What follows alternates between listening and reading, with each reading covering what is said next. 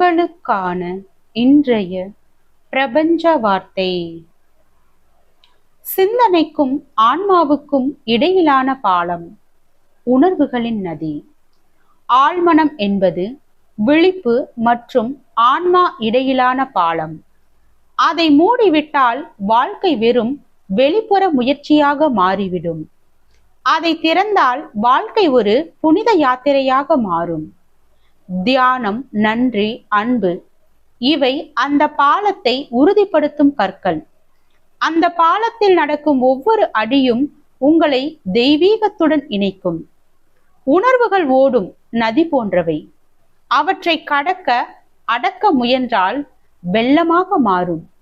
அவற்றை ஓடவிட்டால் அமைதியாக மாறும். ஆழ்மனம் உணர்வுகளின் வழியே உயிர் பெறுகிறது. கோபம் வந்தாலும் அதை புரிந்து கொள். பயம் வந்தாலும் அதை எதிர்கொள். அன்பு வந்தால் அதை தடுக்காதே. அனைத்தும் ஓடும் போது ஆழ்மனம் சுத்தமான நீராக மாறும். வாழ்க வளமுடன்.